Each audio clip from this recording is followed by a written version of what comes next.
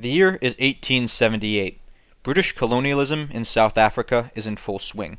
Seeking to expand their rule, the British turned their sights towards the kingdom of Zululand.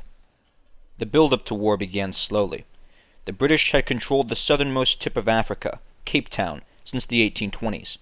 Over time, Cape Town expanded, first coming into conflict with the Xhosa, Khoisan, and San people. The British Commissioner of South Africa, Sir Brodel Freire, desired to create an African federation, absorbing many African tribes and peoples into a single nation under British rule, a federation that the large and militant Zulu would never accept. In addition to the dream of federation, the neighboring British allies, the Boer, had laid claim to a large chunk of the land the Zulu controlled. Lastly, the recent discovery of diamond wealth in Natal necessitated more laborers. The Zulu were numerous, and if they could be convinced to work the mines, would bring significant wealth to the British. As such, the British marched to war with three objectives. 1. Destroy the kingdom of Zululand, absorbing their lands and sending a strong message of the consequences of resisting British Federation. 2. Support Boer claims on Zulu land, ensuring the British allies held the land. 3. Pacify the Zulu people to serve as laborers in British ventures. As plans for the invasion were being laid, Sir Freire sent an ultimatum to Zulu King Katishweyu Kamupande. His demands were as follows. 1. Pay reparations for previous Zulu infractions against Natal, and 2. End the Zulu military system. Addressing that first point, it was true that Zulu warriors had on occasion crossed into Natal, once to retrieve two wives who had run away, and once again to abduct two British citizens who were later returned unharmed. This demand, while inflammatory, was not without basis. The second demand, ending the Zulu military system, was what was unconscionable to the Zulu. Their military system was the entire foundation of their government and society. Each Zulu was a boy until they were inducted into the militia system and pledged their loyalty to the king. This was the basis of their entire government and society. This wasn't the British asking them to just disband their military, which in and of itself was unreasonable. This was the British asking them to disband their military, government, and king. The Zulu refused the ultimatum, and in January of 1879, a British force of 15,000 men, under the command of Lord Clemsford, advanced into Zululand. The British did not expect the enemy to meet them in the field, and instead to use guerrilla tactics. As such, the British split their force into three columns, which the British command was confident could defeat any Zulu force stupid enough to openly attack them. After all, these were backwards Africans with shields and pointy sticks. The Zulu, on the other hand, had every intention to face the British in open battle, and Natishweyu called his 40,000 Zulu militia to order. The British had invaded at the start of the planting season, in order to limit the amount of time the Zulu militia could spend in the field and still harvest their crops. The Zulu were on the clock, and the king intended to score a decisive victory, then quickly sue for peace.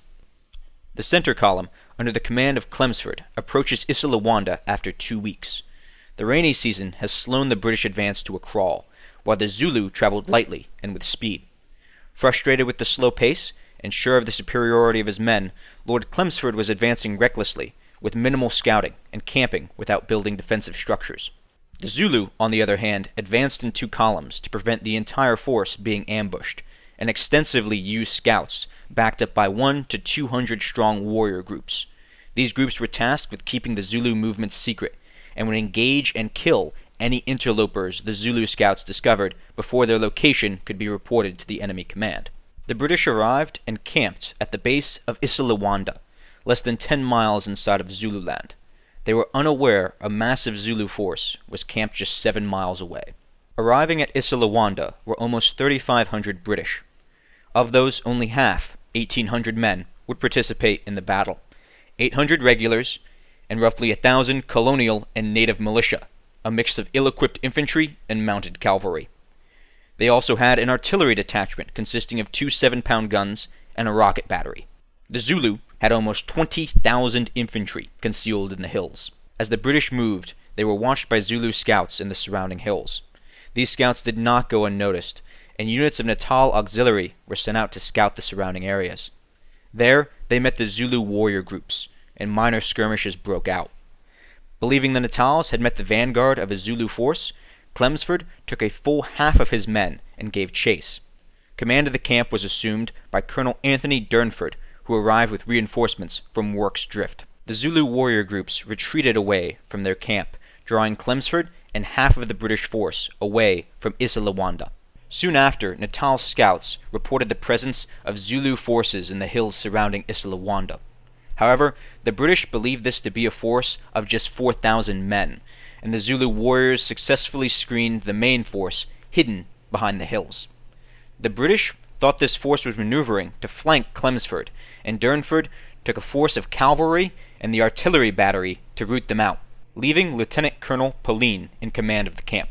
Meanwhile, the Zulu were waiting. They sent a force to outflank Isandlwana and intended to attack the following day. The British cavalry, however, chased the Zulu scouts back into their camp, thus discovering that there were not 4,000 Zulu hidden in the mountain, as they had thought, but really 20,000.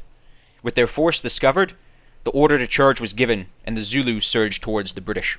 The Zulu charge quickly became uncontrollable as they rushed down the hills towards the British camp. They weren't expecting any action until tomorrow, and weren't prepared to attack. However, the Zulu were disciplined, and independently formed into the standard Zulu attack formation, with a large body of men directly attacking, while the horns spread to encircle the enemy. The surprised British cavalry took up a skirmishing formation, and kept the Zulu at bay with rifle fire. However, their retreat quickly outpaced their rocket battery, which was overrun. Back at camp, Pauline took defensive measures. He ordered the hill reinforced, the cannons brought up to a firing position, and a line of battle formed. As the Zulu body of 10,000 men crested the ridge across the valley, the British suddenly realized, oh shit, we've made a huge mistake. On the ridge, the Zulu left horn moved to seize the high ground and outflank their enemy. At this point, much of the Natal auxiliary fled, and I can't say I blame them. Many didn't have rifles, and fighting hand-to-hand against Zulu warriors who outnumbered you 20-1 is not a winning prospect. The British men holding the hill beat a fighting retreat and met reinforcements at the base. In the center, the Zulu were forced to take shelter from British fire either in dried riverbeds or against the ground. Several Zulu regiments were pinned behind small hills due to the cannon fire.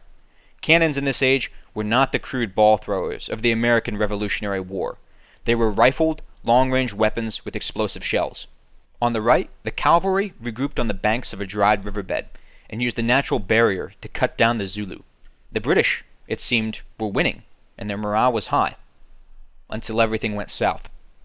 The cavalry were now running low on ammunition and can't hold without resupply. They mount up and rush back to camp. Seeing the British right retreating, the chiefs commanding the Zulu chest urged their men onwards. There are simply too many Zulu for the British to repel, and their right is undefended.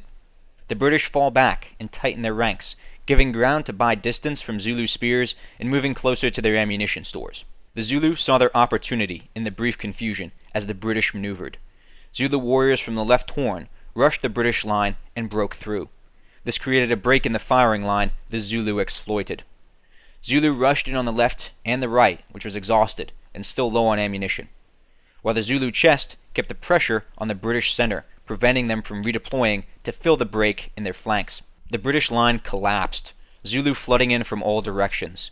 The British fought desperately, forming squares and fighting to the last, but they were overwhelmed. In the end, there were just too many Zulu. The battle turned into a rout, and then a slaughter.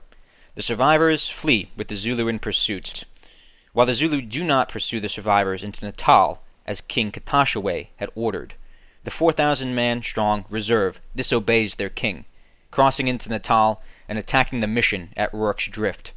But that battle is a story for a different day. The British force was almost entirely destroyed, with only 60 of the 800 British escaping and nearly 500 of their Natal auxiliary killed. The Zulu suffered roughly the same. Britain was shocked by this loss. Almost 1,000 of their highly trained sons, soldiers of the world's only superpower, had been killed by angry villagers with sharp sticks. Paradoxically, Isandlwana sealed the fate of the Zulu nation. Freer had not received permission from the British government to instigate this war. It was a surprise to the British government and people, and they were not happy. However, the defeat to British pride had to be answered. Spear-wielding Africans simply could not defeat the world's only superpower. The war would drag on for another 5 months, but in the end the Zulu were defeated, their kingdom divided, and King Katashweo exiled. Clemsford would never again command an army in the field. Back in Britain, the British leadership did everything they could to explain away this defeat. British media emphasized the importance of the Battle of Rorke's Drift, which was insignificant compared to Isandlwana, but a British victory. The British leadership also circulated some misinformation, some of which I've seen repeated as true even today. The most common was that the British couldn't access their ammunition. The British at the time stored ammunition in large crates secured by copper bands. The lie goes that the British couldn't undo the bands to access their ammunition quickly enough due to a shortage of screwdrivers or incompetent quartermasters or some other nonsense. In actuality, the ammunition could be accessed by a sliding door secured by a single screw, and this could be easily smashed open if needed. This lie is disproven by the lids of ammunition cases found scattered throughout the British lines, and that no first-hand accounts, either British or Zulu, state that there was a break in the firing. It was simply easier to explain away the defeat to screwdrivers, which is an easy fix, just get more screwdrivers, than it is to admit that the British leadership was systemically incompetent.